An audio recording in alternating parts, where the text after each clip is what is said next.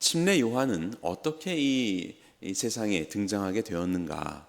본문에 보면 하나님께로부터 보내심을 받았다 이렇게 이야기를 합니다. 예수님께서 하나님으로부터 보내심을 받아 세상에 오신 것처럼 침례 요한도 하나님께로부터 보내심을 받아서 이 세상에 오게 되었습니다. 예수님이 오신 이유는 죄인들을 구원하기 위해서 오셨죠. 예수라는 말이 그의 백성을 그들의 죄에서 구원할 자, 이런 의미입니다.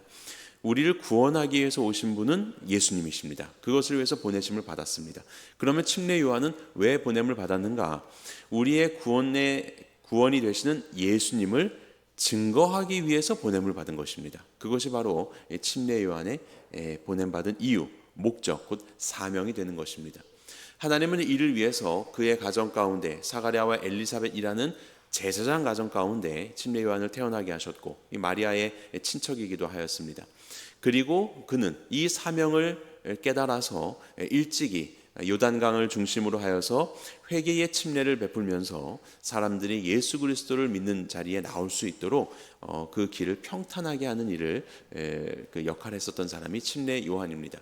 회개하라, 천국이 가까이 왔다. 이런 메시지를 선포하면서 사람들 안에 있는 죄는 하나님과 우리의 사이를 내지 않습니까? 이 죄를 깨닫게 하고 죄를 뉘우치게 하고 죄를 덜어놓은 곳에 예수 그리스도를 모실 수 있도록 그 일들을 감당했었던 것이 침례 요한입니다. 그는 그렇게 하나님의 보내심을 받아 곧 사명이 있어 세상에 왔고 그렇게 살았습니다.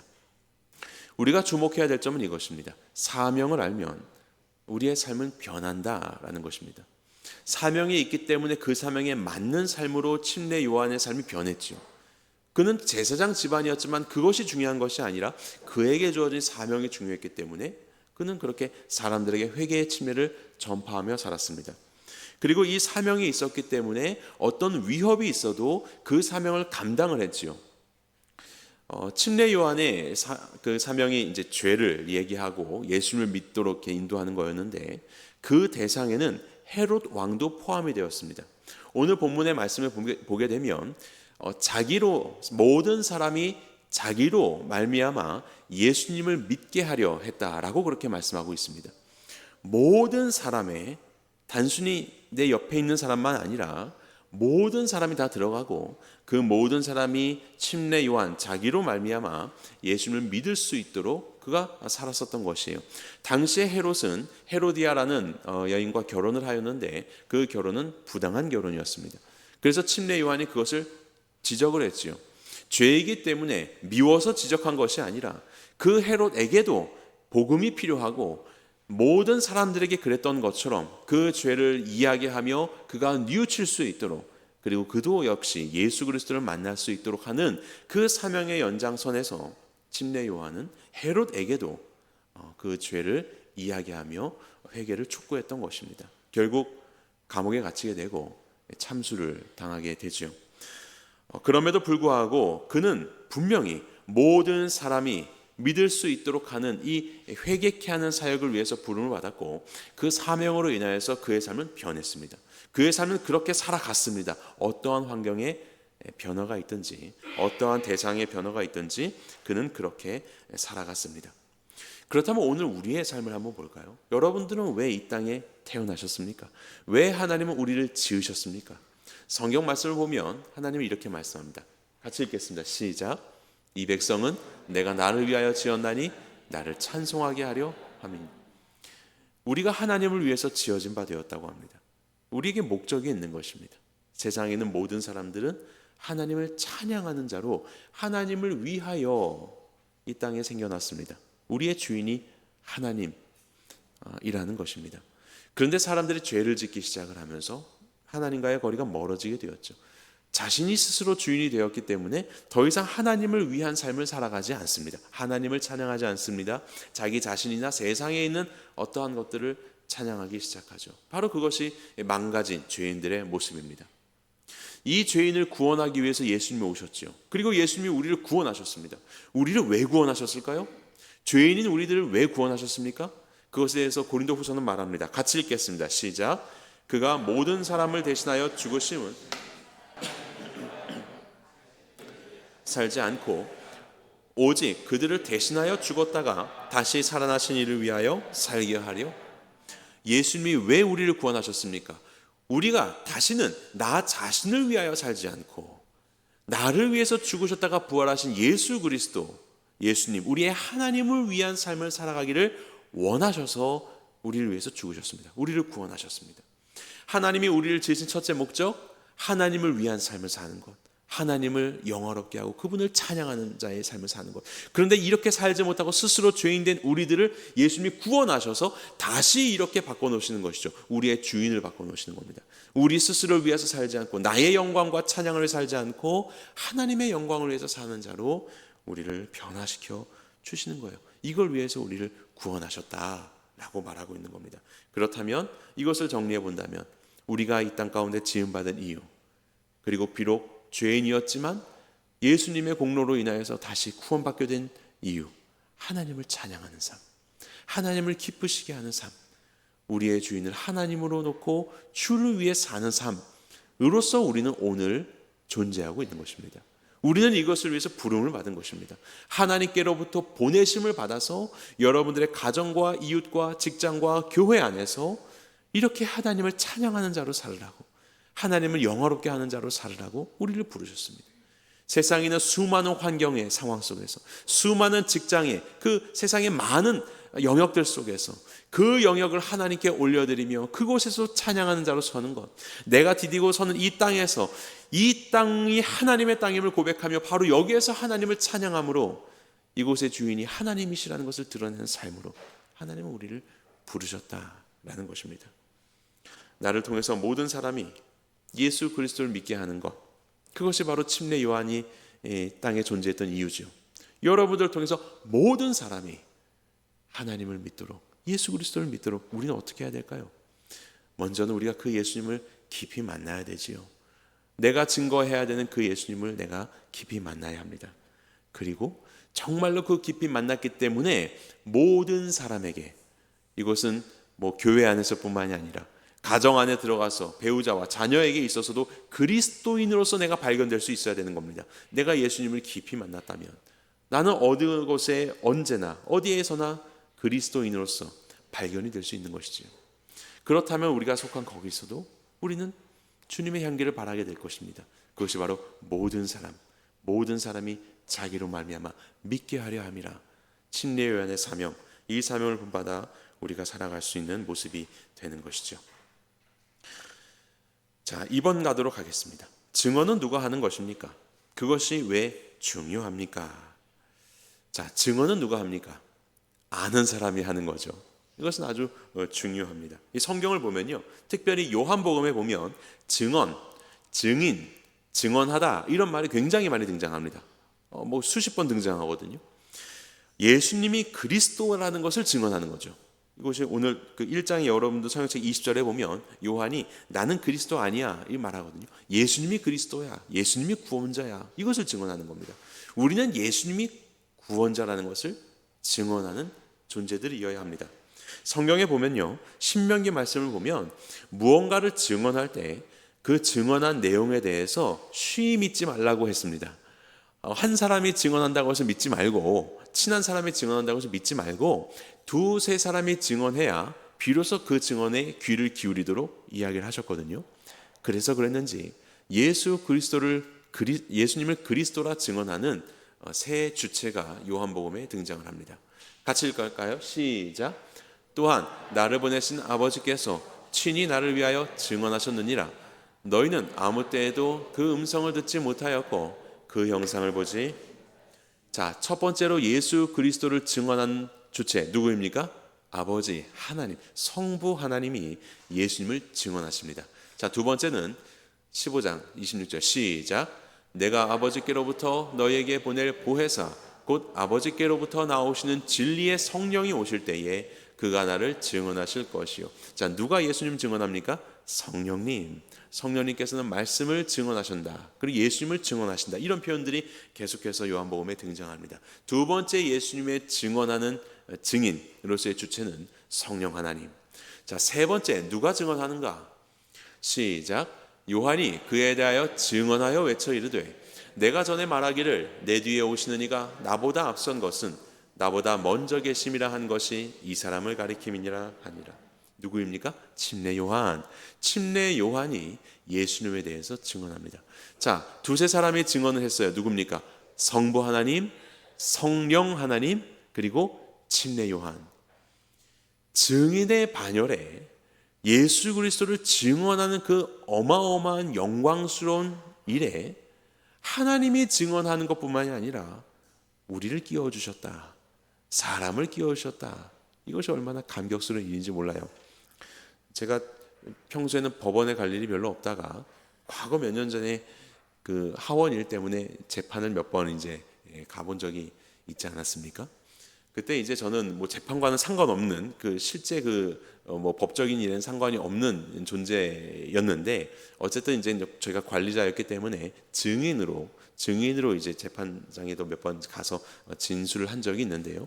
뭐 증인으로 이렇게 맹세를 하고 선서를 하고 그리고 판사가 묻고 하는 것들에 대해서 이렇게 쭉 대답을 하는데 참 이렇게 하면서도 그런 생각이 들었어요. 야, 이거 증인이 참 중요하다. 이런 생각이 들었습니다. 당시에 그 많은 그 판결들이 그 저의 증언했었던 내용들과 다르지 않게 그렇게 판결을 해주신 것을 보게 되었는데요.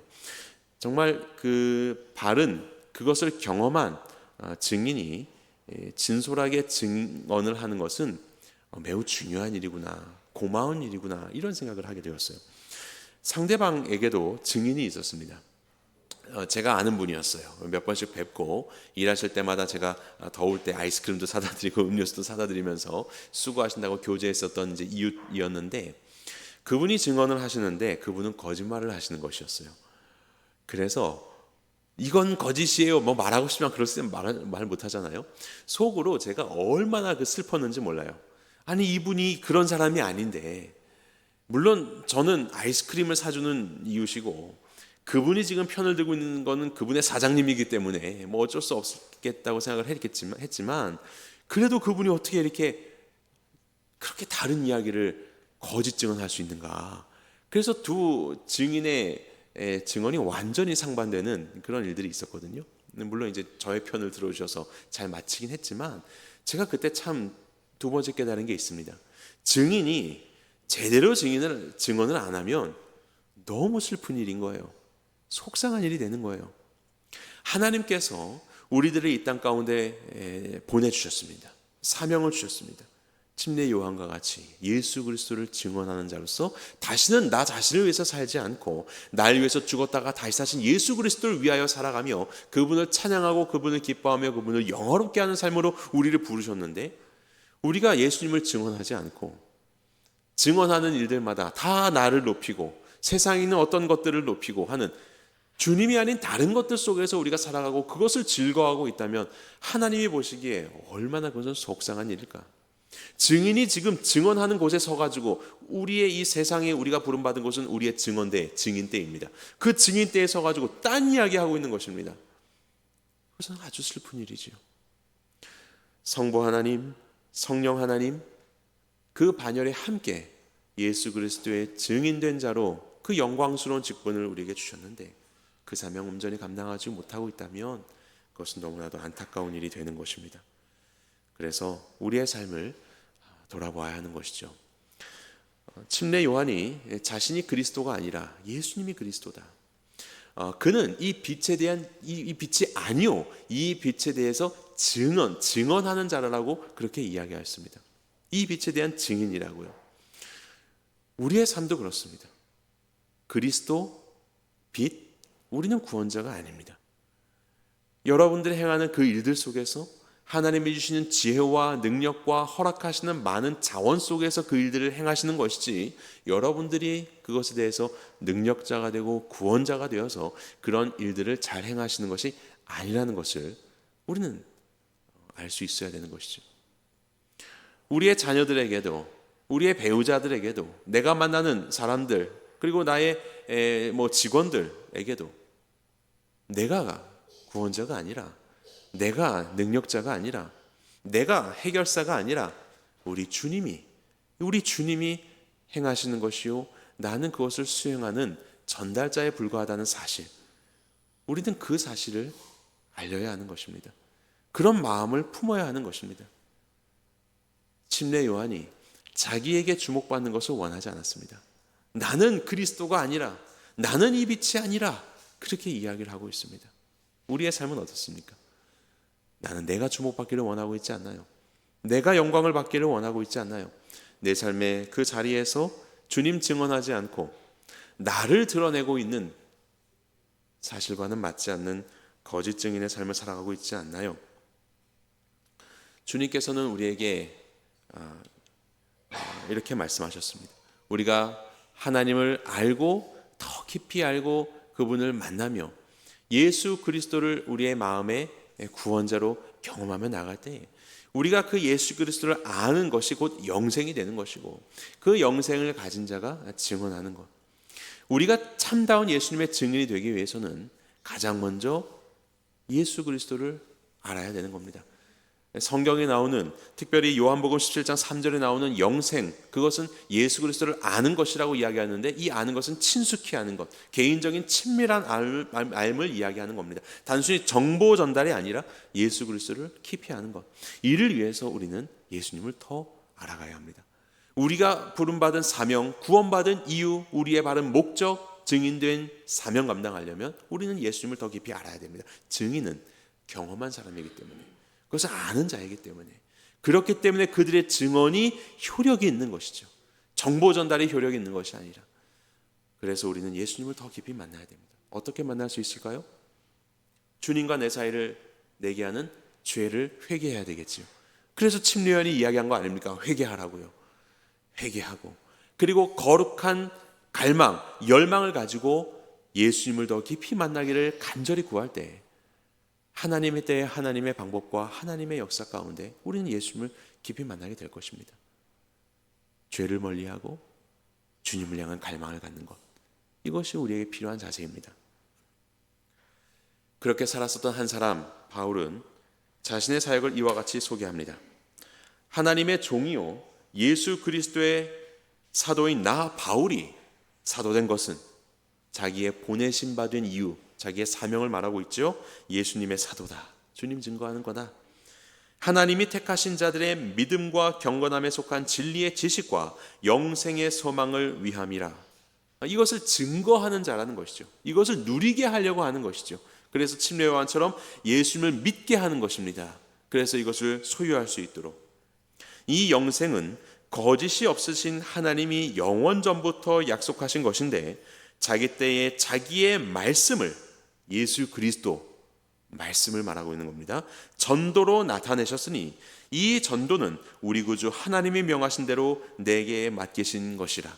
예수 그리스도를 세상에 알리고 증언하는 일에 하나님은 우리 가운데 사명을 주셨고, 우리는 그 말씀을 품고 이것을 전하는 삶으로, 전도하는 삶으로 살아가는 사명자가 된 것입니다.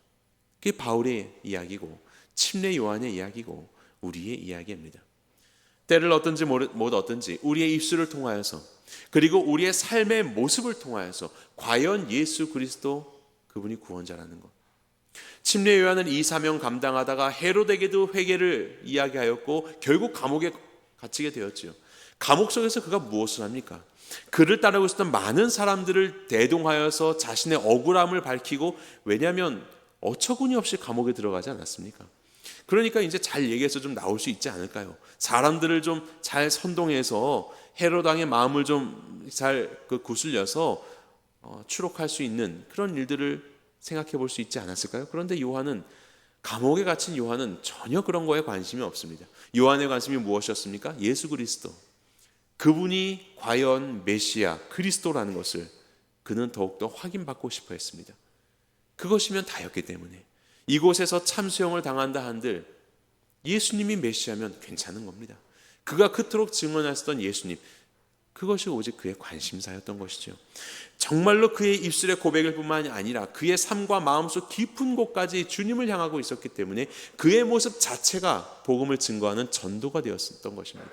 우리의 삶이 예수님을 깊이 만남으로 인해서 우리의 입술의 고백뿐만이 아니라 우리의 삶의 모습이, 우리의 삶의 향기가 예수님의 향기가 된다면 그것이 곧 이 말씀을 전도하는, 증거하는 우리의 아름다운 삶의 모습이 되지 않을까 합니다. 자, 세 번째 보도록 하겠습니다. 침례 요한이 말하는 예수님은 어떤 분입니까? 빛이라고 이야기하죠. 빛. 침례 요한은 예수님을 여러 비유를 들어서 이렇게 설명을 했는데요. 빛이다. 빛은 무엇입니까? 비추는 것입니다. 그래서 어둠을 드러내죠. 뭔가를 드러내는 겁니다. 그들 안에서 꽁꽁이 숨기고 있었던 그 죄 드러내는 겁니다. 나에게 나오는 자들 너희의 죄를 고백하고 너희의 죄를 회개하여라. 예수 그리스도로 나아올 수 있도록 그들의 죄의 회개를 선포한 것이 침례 요한이었습니다. 그렇게 빛은 이렇게 우리 안에 있는 것들을 드러내게 합니다. 그리고 빛의 역할은 무엇입니까? 어둠을 몰아내버리죠. 어둠이라는 것을 알릴 뿐만이 아니라 어둠을 몰아내버립니다. 예수님을 여러분들 앞에 영접하시고 더 예수님과 함께 살아가신다면 여러분들 안에 있는 어둠들은 몰아내어지게 될 것입니다. 100가지의 어둠들이 여러분들 안에 있었다면 어제와는 전혀 다르게 오늘은 90가지, 내일은 80가지 점차 주님 앞에 내어오는 여러분들의 삶의 모습만큼 주님의 다스림 속에 여러분들의 삶에 있는 어둠들은 사라지게 될 것입니다. 여전히 똑같이 지내는 죄인의 모습이지만 아니요, 그렇지 않습니다. 예수님을 영접하셨다면, 그리고 그 예수님을 사랑하시며 주님과 함께 살아가는 삶을 살아가시고 계신다면 분명 여러분들은 어제보다 훨씬 더 나은 모습의 사람으로 살아가고 계실 것입니다. 우리는 이것을 성화라고 이야기합니다. 예수님을 닮아가고 있는 것이죠. 왜냐하면 주님은 빛이시고 그 빛은 필히 어둠을 몰아내기 때문에 그렇습니다. 주님 앞에 드리십시오. 드리는 만큼 주의 빛이 비춰지고 우리는 주님 앞에 예수 그리스도를 닮아가는 모습으로 성장하게 되는 것입니다. 자, 이것이 빛이라고 소개했었던 침례 요한의 증언입니다. 그가 보았을 때 예수님은 빛이셨기 때문에, 나의 어떠함을 드러내시는 분이셨기 때문에, 그뿐만 아니라 나를 정죄하시는 것이 아니라 오히려 그것을 떠나보내심으로 나를 의롭게 만드시는 놀라운 분이기 때문에 그렇게 천국의 백성으로 삼아주시는 분이라는 것을 알았기에 그가 만난 예수님은 빛이었습니다. 그리고 또 침례 요한이 설명하는 예수님은 어린 양, 하나님의 어린 양이었습니다. 이것은 무엇입니까? 우리의 죄를, 세상 죄를 지고 가는 대속적 죽음을 짓는 그런 존재, 제물이었던 것이죠. 어린 양과 같이 아무 저항 없이 도살장으로 끌려가서 죽임을 당하는 겁니다.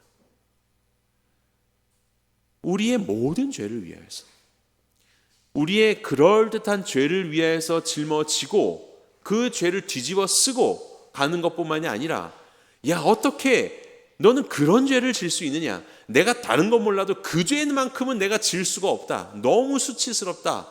그것은 나에게 너무나도 어울리지 않는다 라고 하면서 양이 저항하지 않고 우리의 모든 더럽고 수치스러운 죄까지도 다 짊어지고 전혀 저항 없이 어린 양이 되어서 그렇게 그 죄값을 짊어지고 십자가에 오르셔 죽으신 예수님, 그것이 바로 어린 양과 같이 죽은 예수님 아닙니까? 바로 그러한 예수님을 침례 요한은 만났기에 예수님을 어린 양이라고 고백하는 것입니다. 침례 요한이 증언하는 예수님의 또 다른 비유는 신랑이 있습니다. 신랑. 그는 신랑이다. 신랑이 뭐 하는 존재입니까? 결혼해야 되는 존재. 신부를 맞이하는 것을 기쁨으로 여기고 기대하고 있는 존재입니다. 그와 같이 예수님은 이 땅에 오셔서 신부인 우리들을 사랑하셔서 우리와 이 혼인 영원히 함께하는 연합을 이루시기 원하여 우리가 예수님을 믿음으로 인해서 그분과 연합하게 되고 그는 나와 더불어 먹고 나는 그와 더불어 먹고 그는 나와 더불어 먹는 이런 연합관계 속에서 영원한 천국의 삶을 살아가는 것을 예수님이 너무나도 바라고 계신다는 것. 모든 사람에게 대하여서 주님은 바로 그러한 관계를 갖기를 너무나도 갈망하고 계시는 혼인잔치의 신랑과도 같은 분이라는 것을 알았던 거죠. 그래서 침례 요한은 자신의 정체성을 말하고 있는 겁니다. 모든 사람이 나로 말미암아 예수님 믿도록 하는 것.